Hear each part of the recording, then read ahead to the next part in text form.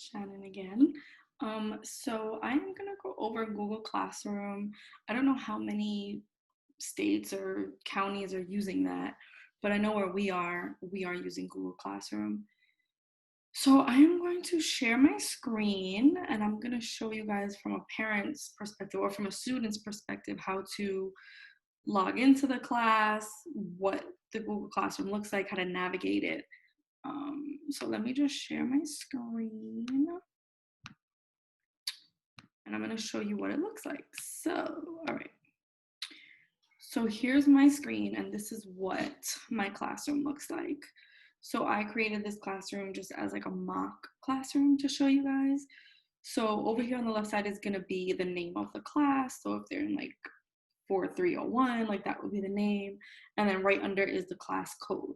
So you would use this class code. Either the teacher's going to send you an email with a link that says that you're invited to join her class or his class, and you would click on that link and it would bring you right to here, and you would log in with your child's credentials, email, password that the school should be providing if they're not using a Gmail account. So you can also, another way to log in is right here on the left side is the class code. And you would use that, you would go into your email. So for example, I made my other email the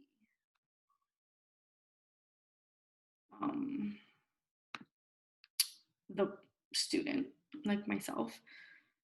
So this would be right, my Google Classroom. So as a parent, so I go into Classroom, there's the child's email, the parents, and you would want to either create or join your first class.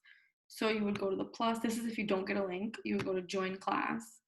When you get here, it's going to ask you for the class code. So you're going to see that the teacher should be giving you the class code. So right here is my class code, and I'm just going to copy, and then I'm going to paste just to show you guys how to kind of get in.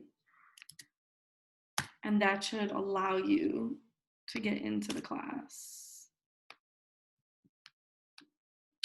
and join.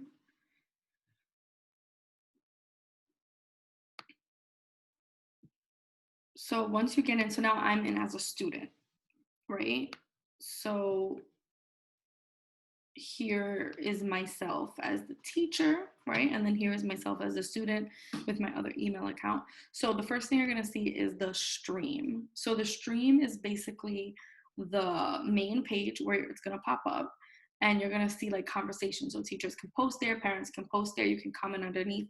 So I did like a mock post. So this would be the teacher, and I just wrote hello class, log in here to navigate Google Classroom, right? And then underneath, if I'm a student, I can say like, where do I find the math activity, right? So this is kind of a way to like chat with the class, like everyone can see it. So that posts right away, real time. And then what you would want to do is up here in Classwork is where your teacher should be putting all of your activities, right? So she will list the classwork down, and then you can also add a due date on it. So you'll see what date it's due on the right corner. You click on it, it will tell you when it was posted. It will explain the assignment to you.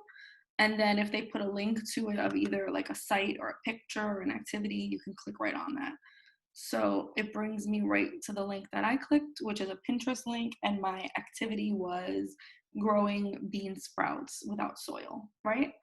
So obviously this doesn't have a lot of information, but this is just like a mock one that I kind of put up. So that's where you will see your child's assignments. Now, when you go to view assignment, right, you will either add your comments, or if they're asking you to upload something, right, you would add or create, which is right here in the right side. So you can do something where you create like a Google Doc, Google Slides, which is also up in here, which is what I call like your waffle, right? All your apps where you have slide and all that, docs. And that's where you can do your writing. If it's writing, if it's a photo, you would take a photo, download it to your thing, your computer or your phone. And then you would, when you go to add or create, you can upload the photo. So under file, that will all be there. Sometimes they might not ask you for proof that you've done the activity, so you can just go to mark as done. And it'll let you know like there's no work here, you didn't attach anything, and you can write mark as done. You can also unsubmit it, right? So let's say you did it by accident, you can just easily unsubmit it. If you're not sure what you're supposed to be doing, you can just add a private comment right here, and that will go right to your instructor, your teacher. And that's really it for here. You always want to make sure, let's just say I do want to add a file or something, right? Let me just add anything on my computer. So let's say I'm just gonna add in this document, right? Which has nothing to do with the project, but I'm just gonna add it. I'm gonna insert it. Once you insert it, right, it's going to upload from a Google Doc, and then you're always gonna press turn in if it's like your final due date. So if you don't press turn in, they're not gonna see that it's turned in. So make sure you press that turn in button, and then it'll let you know what's gonna be submitted, turn in, and then that should turn in everything for you. So that's where you go for that. So now we have people. So on this last tab, this is going to show you the teachers and administrators that are in your class, and it's also going to give you a list of the other parents or other students, so that you can see who's there. It also sometimes has like their email addresses. I don't think other students can see students, but all of the teachers can see the teachers and the students' information. So that's basically it for Google Classroom. You can also pull up a calendar. So as your teacher or as the teacher shows you like your assignments or assigns them, you can look through the calendar and see what is due when. So for example, that assignment that I posted before with the seed, you'll see that it says it's due Wednesday the 30th, and then you can click on it from there as well. So the calendar will also help you keep track of what is due and when. You also have a to-do list that if it's assigned to you, you can do it. It'll show you what's missing, what's assigned, and what's complete. So I already completed the seed planting without soil that I just submitted.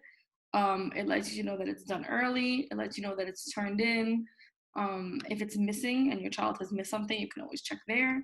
And then what's assigned will be here, things that are not due yet.